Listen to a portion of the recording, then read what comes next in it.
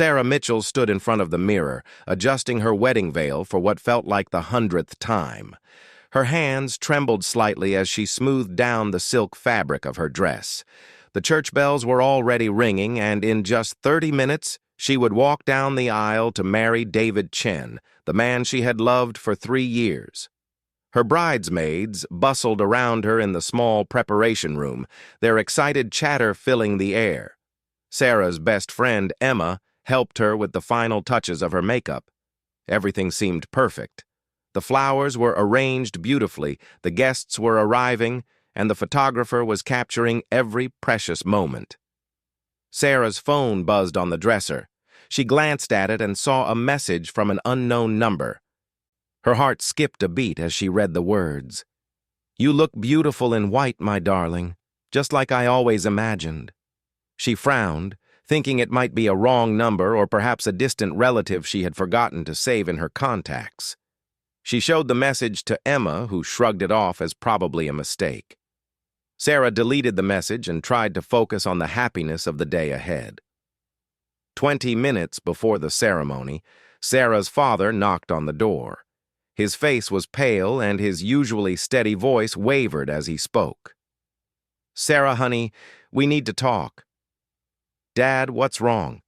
Is everything okay with Mom?" Sarah asked, immediately concerned. Her father glanced around nervously before closing the door behind him. "There's someone here who says he needs to speak with you urgently. He's waiting in the vestry. He said his name is Vincent Rossi." The name meant nothing to Sarah. She had never heard of any Vincent Rossi. "Dad, I'm getting married in 20 minutes. Whatever he wants can wait until after the ceremony." Her father's expression grew more troubled. "He said to tell you that he knows about the cafe on Morrison Street, that you would understand what that means." Sarah's blood ran cold.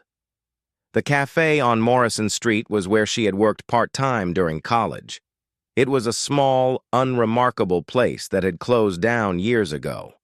Why would someone bring it up now, on her wedding day? Against her better judgment and despite Emma's protests, Sarah followed her father to the vestry. The small room adjacent to the main church was dimly lit, and standing by the window was a man in an expensive charcoal suit.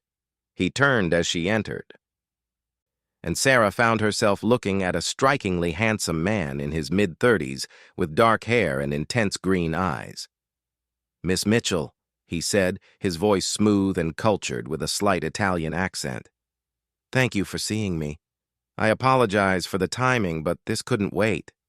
"Who are you, and what do you want?" Sarah demanded, acutely aware that her wedding was starting in mere minutes. Vincent Rossi smiled, but it didn't reach his eyes. "You don't remember me, do you? 5 years ago, the cafe on Morrison Street? You served me coffee every morning for 6 months.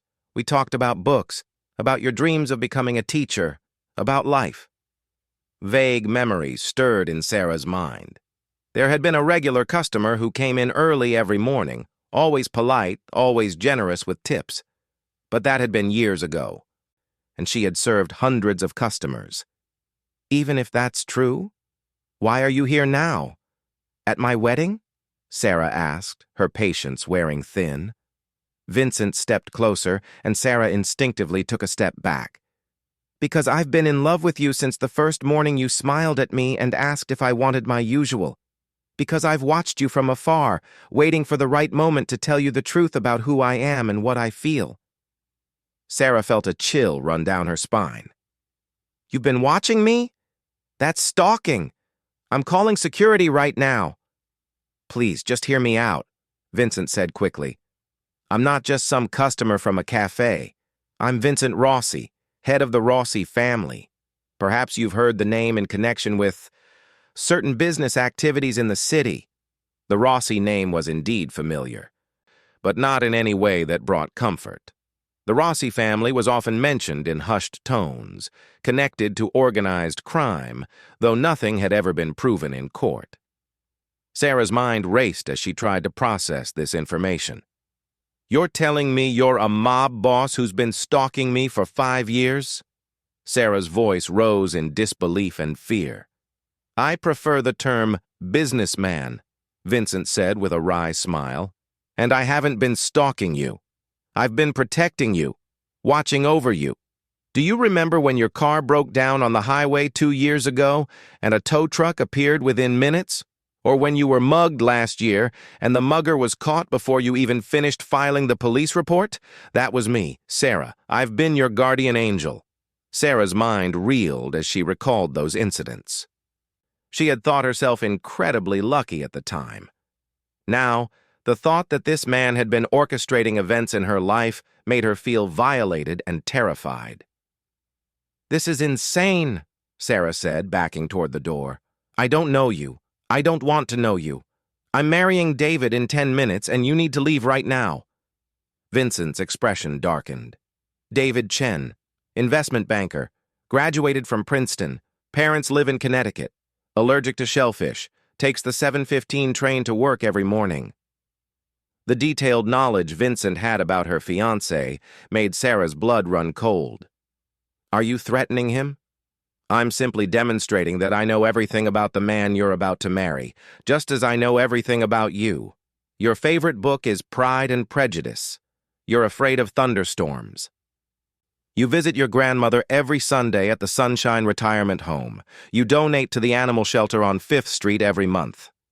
Sarah's hands shook as she reached for the door handle. "I'm leaving now. If you come near me or David again, I'll call the police." "The police?" Vincent laughed softly. "My dear Sarah, who do you think the police chief has dinner with every month? But I'm not here to frighten you. I'm here to offer you a choice." "I don't want any choice you're offering," Sarah said firmly. "Not even if it means protecting everyone you love?" Vincent's words stopped her at the door. "You see, Sarah, the moment you became special to me, you became valuable to my enemies. The Calabrese family, in particular, would love to know about my feelings for you. They would see you as a weakness to exploit, a way to get to me." Sarah turned back to face him, anger replacing fear. "That's your problem, not mine. I never asked for your attention or protection." "No, you didn't," Vincent agreed. "But you have it nonetheless, and now you have a decision to make. Marry David Chen and live your life always looking over your shoulder, always wondering if my enemies have discovered my feelings and decided to use you against me. Or what?" Sarah demanded. "Or come with me now. Let me protect you properly. Let me show you the life I can give you. You would want for nothing, Sarah. You could still teach, still help people, but with resources you've never imagined. I would worship the ground you walk on." Sarah stared at him in disbelief. "You're actually insane. You think I would leave my wedding, leave the man I love, to run off with a criminal I don't even know?" "I think you're smart enough to understand the situation you're in," Vincent said calmly. "Whether you like it or not, you're part of my world now. The only question is whether you'll be under my protection or vulnerable to my enemies." A knock on the door interrupted them. Emma's voice called out, "Sarah, everyone's waiting. The music has started." Sarah looked between the door and Vincent, her mind racing. Everything about this situation was surreal, like a nightmare she couldn't wake up from. This man, this stranger who claimed to have loved her for years, was standing between her and her wedding, her future, her happiness. "I need to go," Sarah said, reaching for the door again. Vincent moved with surprising speed, placing his hand on the door to keep it closed. He wasn't threatening, but his presence was imposing. "Before you go, you should know that I've already taken precautions. There are men stationed around the church, not to harm anyone," he added quickly, seeing her expression, "but to ensure the Calabrese family doesn't make a move today. You see, they know about the wedding too. They know I'm here." "What?" Sarah's voice was barely a whisper. "Did you really think I could come here without being noticed? The underworld has eyes everywhere, my dear. By showing up at your wedding, I've essentially announced to everyone that you matter to me. The cat, as they say, is out of the bag." Sarah felt her knees weaken. "You've put everyone here in danger?" On the contrary, I've brought enough security to ensure everyone's safety. But after today, after I leave, can you be certain David's weekend golf games will be safe? Can you be sure your parents' evening walks will go uninterrupted? Can you guarantee your students won't have unexpected visitors? The implications of his words hit Sarah like a physical blow. By coming here, by revealing his obsession, Vincent had painted a target on everyone she loved. Whether his threats were real or exaggerated, the fear they instilled was immediate and overwhelming. "You're a monster," Sarah whispered. Vincent's expression softened. "I'm a man in love who has waited too long to declare himself. I should have approached you years ago before you met David, before things became complicated. But I was building my empire, securing my position, making sure I could offer you everything you deserve." Another knock, more urgent this time. "Sarah!" This time it was her father's voice. "Sweetheart, what's going on? David is getting worried." Sarah's mind was in turmoil. 5 minutes ago, her biggest concern was whether her veil was straight.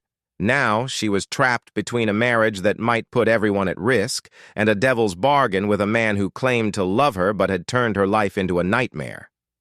Vincent stepped back from the door. "I'll give you 5 minutes to think about it. If you choose to go through with the wedding, I'll leave. But know that my feelings won't change, and neither will the danger. If you choose to come with me, we'll leave quietly, and I'll ensure everyone here gets home safely. I'll have my people explain to David that you had a change of heart. It will be painful for him, but he'll be alive and unharmed." Sarah felt tears streaming down her face, ruining the makeup Emma had so carefully applied. "You're asking me to choose between my happiness and everyone's safety." "I'm asking you to be realistic about the situation," Vincent said. "You can hate me for it, but I won't apologize for loving you. I've done terrible things in my life, Sarah, but loving you is not one of them." The church bells had stopped ringing. In the distance, Sarah could hear the confused murmur of wedding guests, wondering about the delay. Her perfect day had transformed into a nightmare, and she stood at the crossroads of an impossible choice. Her phone buzzed again. This time, the message was from a different unknown number, and the words made her blood freeze. "Beautiful ceremony location. The Calabrese family sends their regards to the lovely bride." Vincent saw her expression and held out his hand. "They're already watching, Sarah. Come with me now, and I'll handle them. Stay, and you'll always be looking over your shoulder, wondering when they'll strike." Sarah looked at his outstretched hand, then at the door where her father and friends waited, where David stood at the altar expecting his bride. The weight of the decision pressed down on her like a physical force. Everything she had planned, everything she had dreamed, hung in the balance. The clock on the wall showed that 7 minutes had passed since the ceremony should have started. In the distance, she could hear footsteps approaching, multiple sets, moving with purpose down the hallway. Vincent heard them too, and his hand moved subtly to his jacket. "Decision time, my love," he said softly. "Your guests are getting restless, and my patience for the Calabrese family is wearing thin." Sarah's hand trembled as she reached for the door handle, her engagement ring catching the light from the stained glass window. In that moment, she realized that no matter what choice she made, her life would never be the same again. The fairy tale wedding she had planned had become a nightmare, and there was no waking up from it. The footsteps in the hallway grew louder, and Sarah's hand froze on the door handle. Time seemed to slow down as she stood between two futures, neither of which she had chosen for herself. Vincent remained perfectly still, his eyes fixed on her face, waiting for her decision. Suddenly, the door burst open from the outside. Emma stumbled in, her bridesmaid dress rustling with her hurried movement. "Sarah, what's going on? David is—" She stopped mid-sentence when she saw Vincent, her eyes widening in confusion and alarm. Before anyone could react, the window behind Vincent shattered. He moved with lightning speed, pulling both women to the ground as bullets whistled through the air where they had been standing.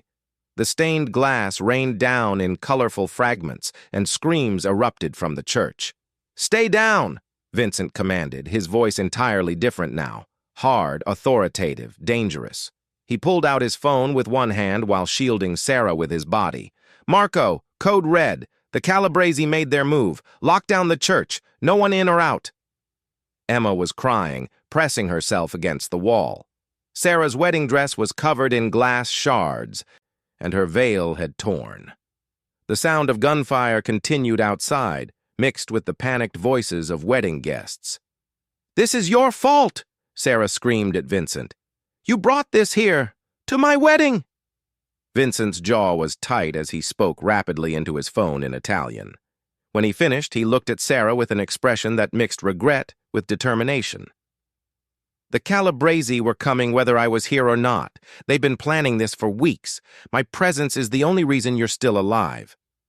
More footsteps thundered in the hallway, heavy, running. Vincent positioned himself between the door and the women. "Sarah, there's an exit through the sacristy.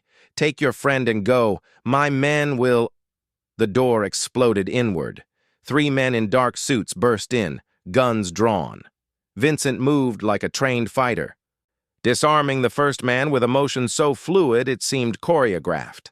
The gun skittered across the floor toward Sarah, who stared at it in shock. "Run!" Vincent shouted as he grappled with the second attacker. But Sarah couldn't move. She watched in horror as Vincent fought with brutal efficiency, every movement calculated to cause maximum damage. This was not the smooth-talking man who had claimed to love her.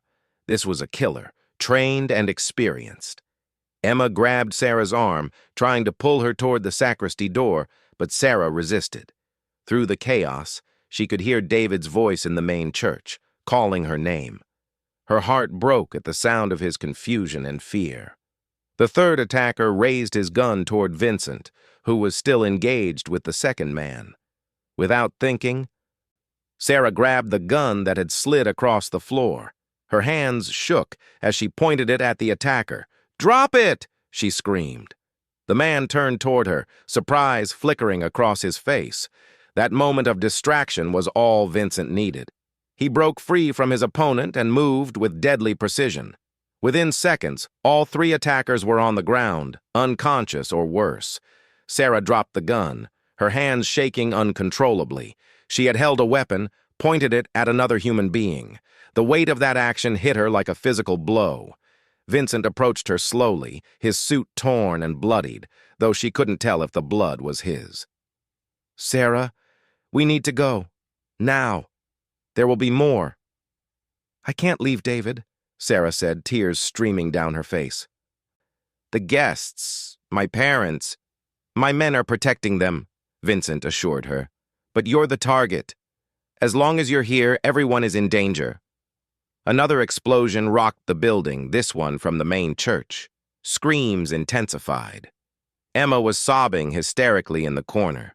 Through the broken window, Sarah could see black SUVs surrounding the church, men with weapons taking positions. "This is a war," she whispered, the reality of the situation finally hitting her.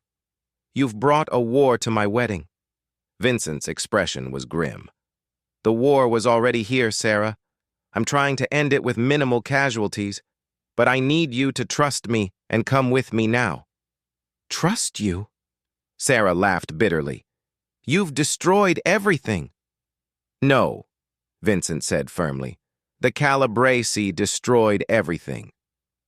They would have come for you eventually, whether you knew about my feelings or not. They've been watching you for months, waiting for the perfect moment to strike. Your wedding was that moment. All your loved ones in one place, you at your most vulnerable." Sarah's phone rang. David's name appeared on the screen. With shaking hands, she answered. "Sarah, where are you? Are you safe?" David's voice was frantic. "David, Sarah began, but Vincent took the phone from her. "Mr. Chen, this is Vincent Rossi. Your fiancé is safe. I need you to follow my men's instructions to get yourself and the guests to safety." "Who the hell are you? Where's Sarah?" David demanded. Vincent handed the phone back to Sarah. She could barely speak through her tears. "David, I'm so sorry. This isn't your fault. Please, just do what they say. Get everyone out safely. Sarah, what's happening? Who are these people?" Before she could answer, another burst of gunfire erupted nearby. Vincent grabbed the phone and ended the call. "We're leaving. Now!" He took Sarah's hand, and this time she didn't resist. They couldn't stay in the vestry with bodies on the floor and bullets flying outside. Emma followed, clinging to Sarah's other hand. Vincent led them through the sacristy, through passages Sarah hadn't known existed. He moved with the confidence of someone who had scouted every inch of the building. They emerged in a narrow alley behind the church, where an armored black car waited, engine running. "No," Sarah said, stopping abruptly. "I'm not going anywhere with you. Emma and I will take our chances with the police." Vincent's eyes flashed with frustration. "The police? Half of them are on the Calabrese payroll. You'll be dead before you reach the station." As if to emphasize his point, an explosion rocked the front of the church. Smoke billowed into the sky. Sarah thought of her parents, her relatives, David's family, all the innocent people caught in this nightmare. "Get in the car, Sarah," Vincent said, his voice softer now. "Let me get you somewhere safe. Then we can discuss next steps. But standing in this alley arguing while people are shooting at us is suicide." Emma tugged at Sarah's arm.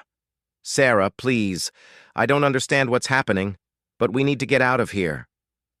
Against every instinct screaming at her to run the other way, Sarah climbed into the car.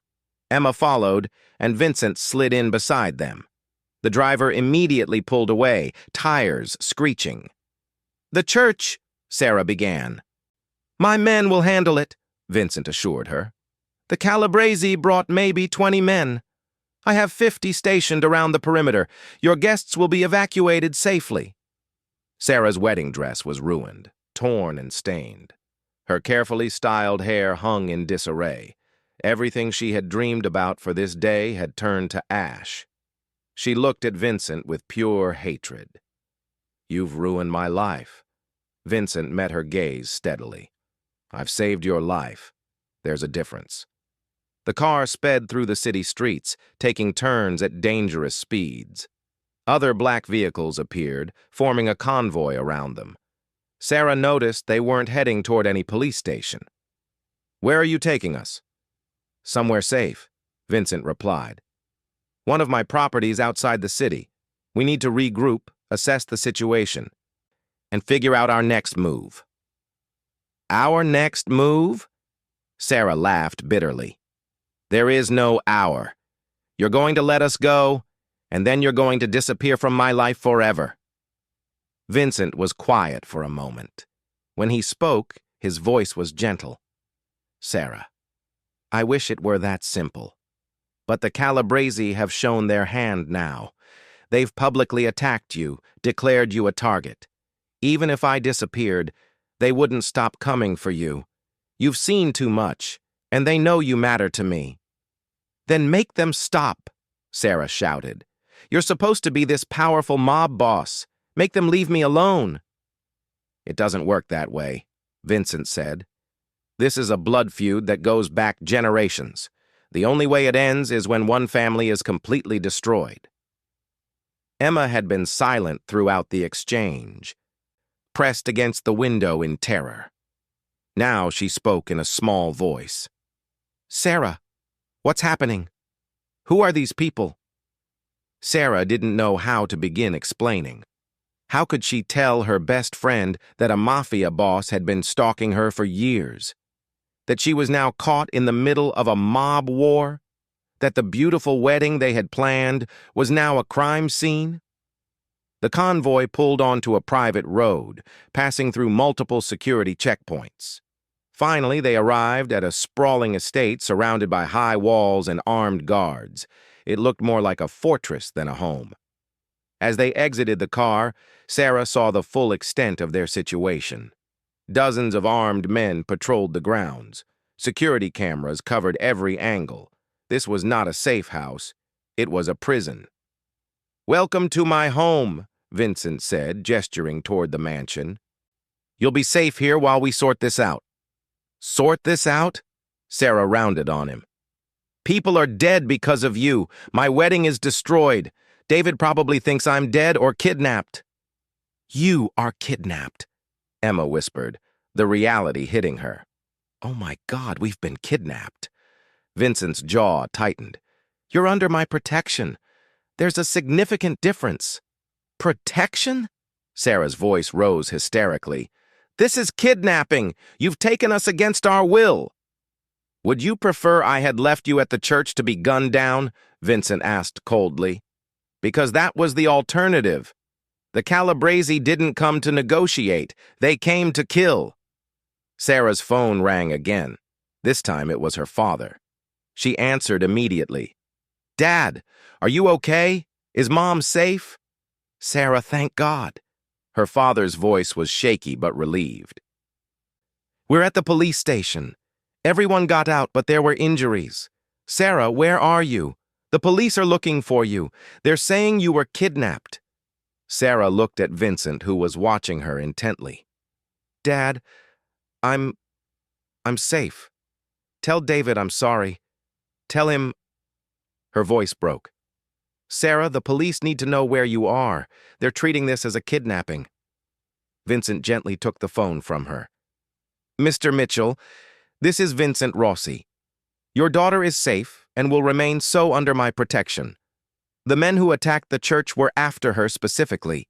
The police cannot protect her from them." "You son of a— Who are you? What have you done with my daughter?" "I'm the reason she's still alive," Vincent said calmly. "I'll have her call you again soon. For now, cooperate with the authorities and go home. You'll find extra security stationed around your house. They're my men. They're there for your protection." He ended the call before Sarah's father could respond. Sarah stared at him in disbelief. "You have men watching my parents?" "I have men watching everyone you care about," Vincent confirmed. "Your parents, David, his family, your grandmother at the retirement home, even the principal at your school.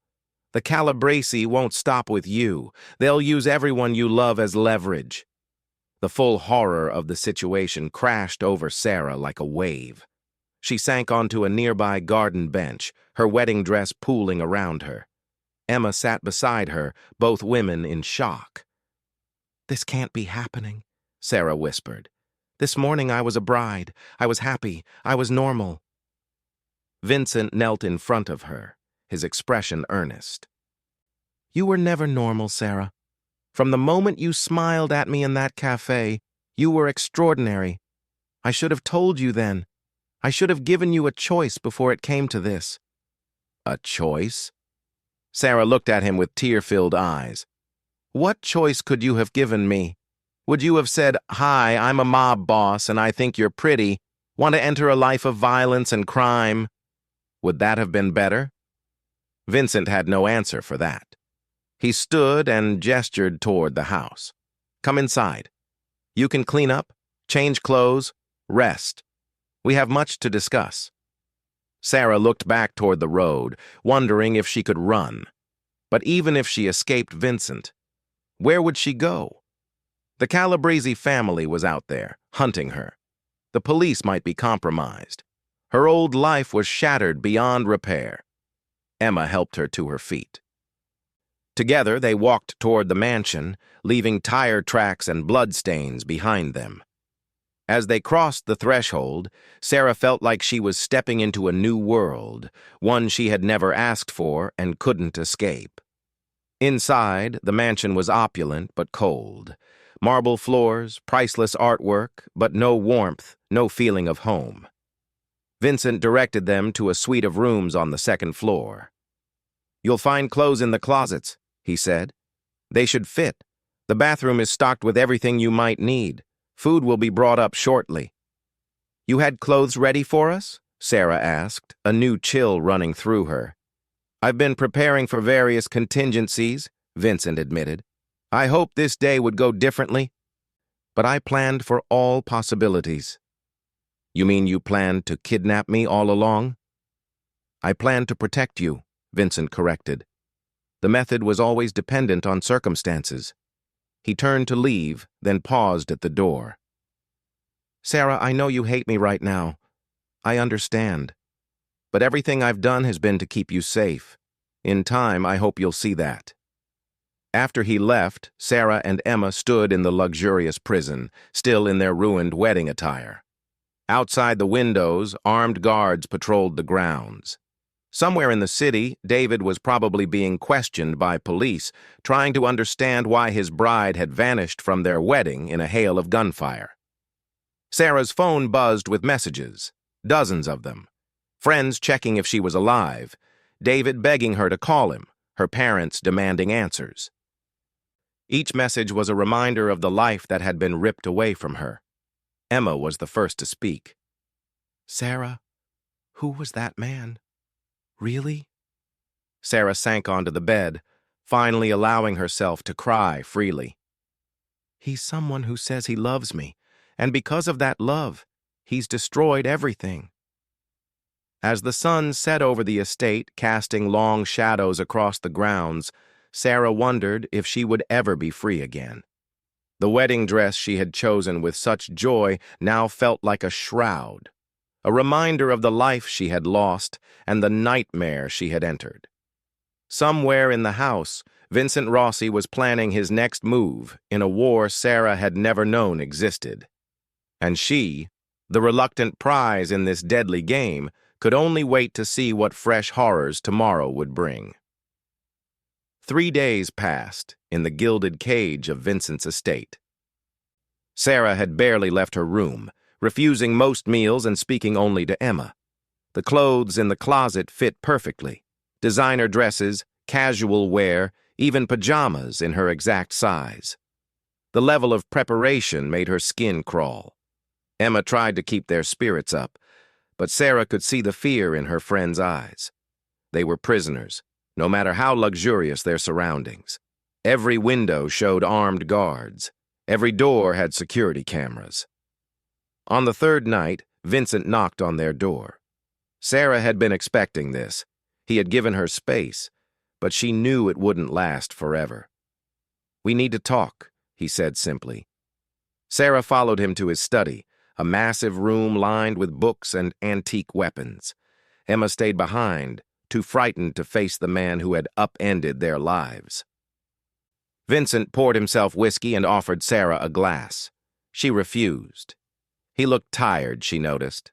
The polished exterior from the wedding had given way to something rawer. "The Calabrese family has made their demands," he began without preamble. "They want you delivered to them within 48 hours, or they'll start killing everyone connected to you. They've already taken your neighbor, Mrs. Chen." Sarah's blood froze. Mrs. Chen was a sweet elderly woman who lived next door to her apartment. She often brought Sarah homemade dumplings. "You're lying." Vincent placed a photograph on the desk. It showed Mrs. Chen tied to a chair, terrified, but alive. Sarah's hands shook as she picked up the photo. "She's just an old woman. She has nothing to do with any of this." "That's exactly why they took her," Vincent said grimly. "She's innocent, which makes her perfect leverage. This is how they operate. They hurt the innocent to get to their real targets." Sarah sank into a chair, the weight of the situation crushing her. "Then give me to them.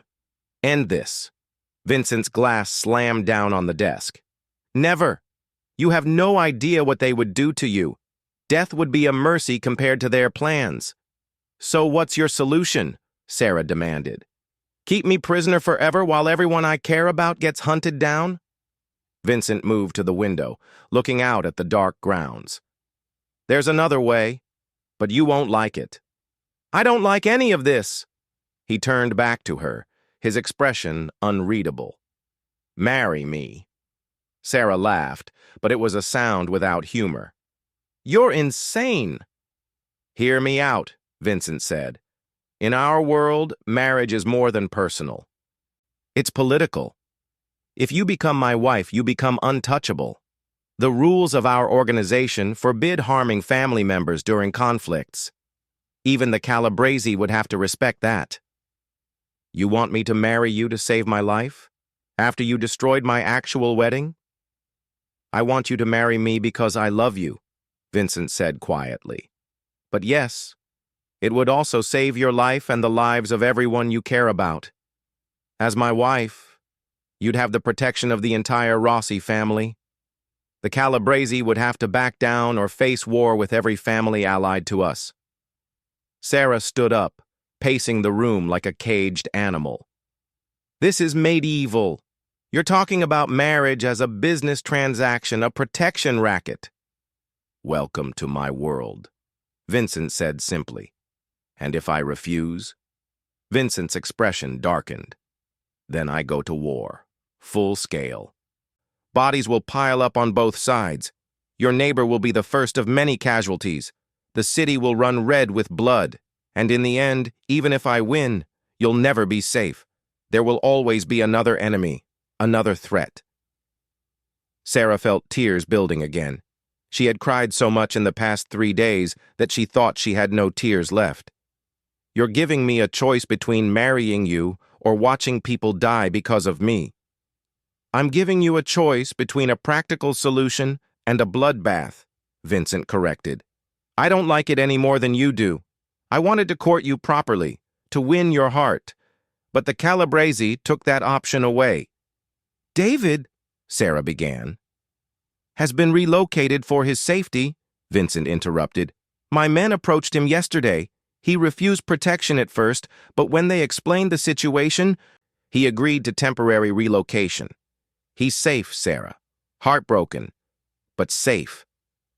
The thought of David's pain added another layer to Sarah's anguish. He didn't deserve any of this. Their life together had been simple, normal, happy. Now it was ashes. If I agree to this marriage, Sarah said slowly, what happens after? Am I your prisoner forever? Vincent approached her carefully, as one might approach a wounded animal. You would be my wife, not my prisoner. You could continue teaching if you wanted.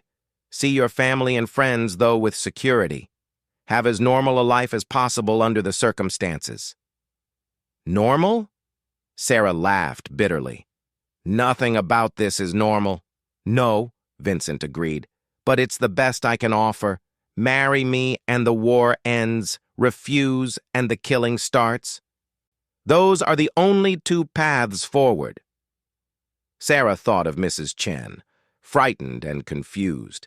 She thought of her parents, who had aged years in the past 3 days. She thought of Emma, terrified and far from home. All of these people were suffering because a stranger had decided to love her from afar. I need guarantees, she said finally. If I do this, I need your word that everyone goes free. Mrs. Chen, Emma, everyone, and they stay protected. You have my word, Vincent said immediately. And I want a prenup, Sarah continued, her teacher's mind working through the problem. If this marriage is business, then let's treat it like business. I want legal protections, the right to divorce after the threat has passed, financial independence, everything in writing. A small smile played at Vincent's lips. Already thinking like a mob wife? Very well. I'll have my lawyers draw up whatever documents you require. And one more thing, Sarah said, meeting his eyes. You don't touch me. This is a paper marriage only.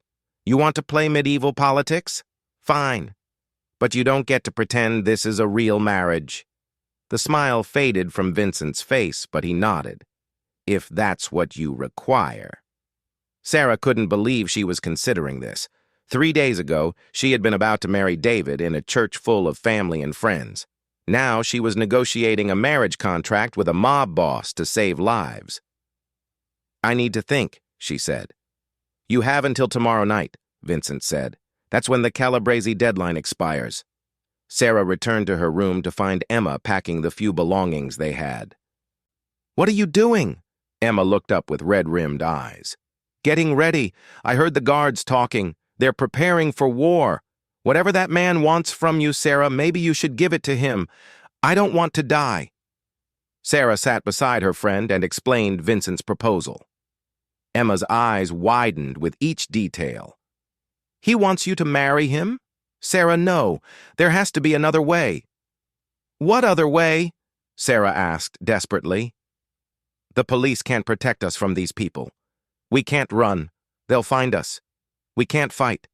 We're teachers, not soldiers. What other option is there? They talked through the night, examining every angle, looking for an escape route that didn't exist.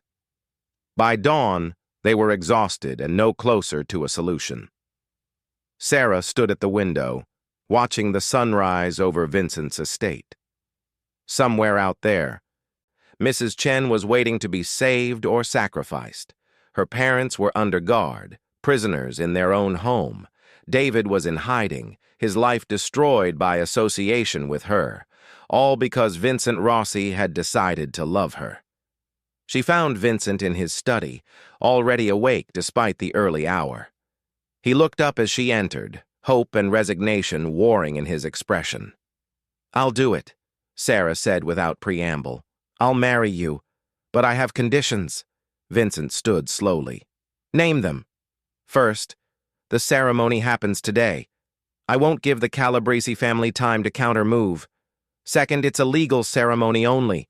No white dress, no flowers, no pretense of romance. Third, everyone goes free immediately after. And I mean everyone. Emma goes home, my parents get their lives back. David is released from protection. Agreed, Vincent said. I'm not finished, Sarah continued. Fourth, I want to see the marriage contract before the ceremony. Fifth, I maintain my own bank accounts and independence. Sixth, I continue teaching without your men disrupting my school. And seventh, when this war with the Calabrese is over, we revisit this arrangement. All acceptable, Vincent said. Anything else? Sarah thought of one more thing. I want to call David. He deserves to hear this from me.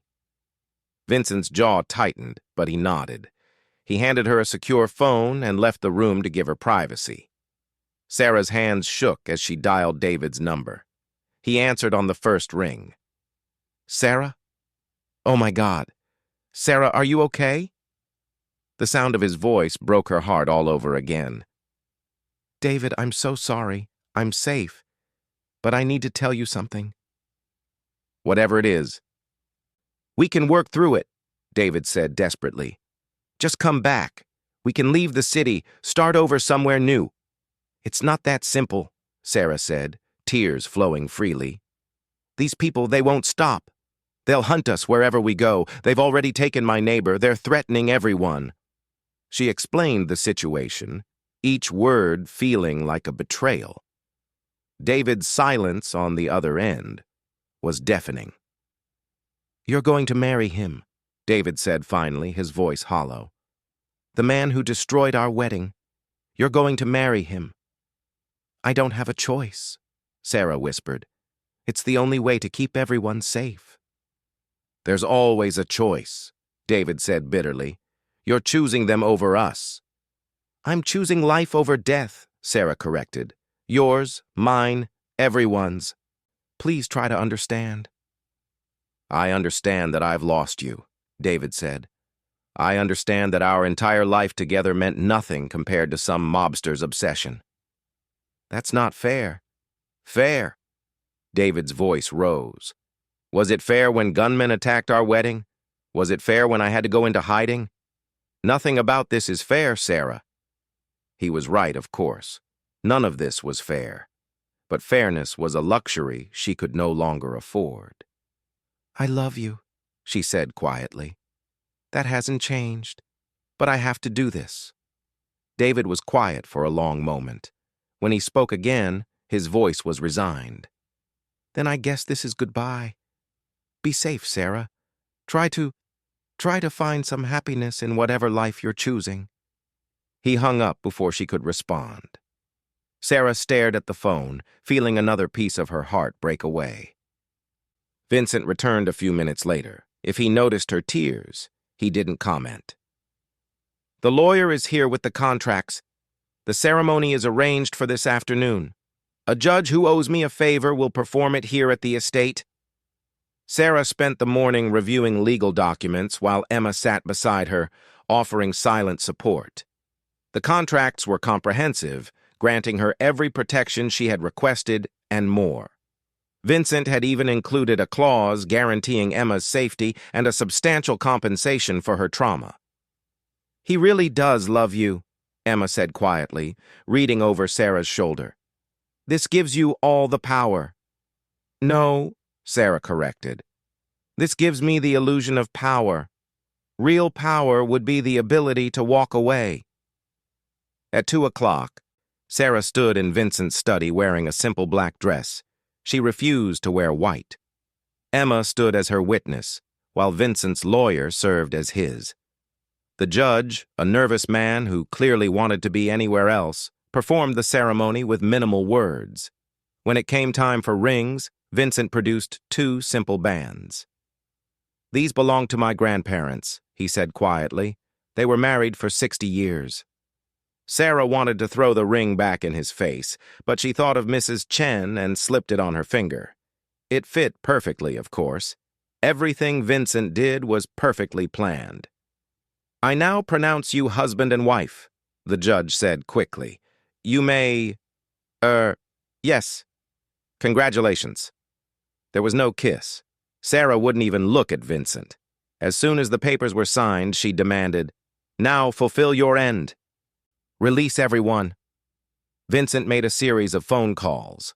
Within an hour, confirmation came through. Mrs. Chen had been released unharmed.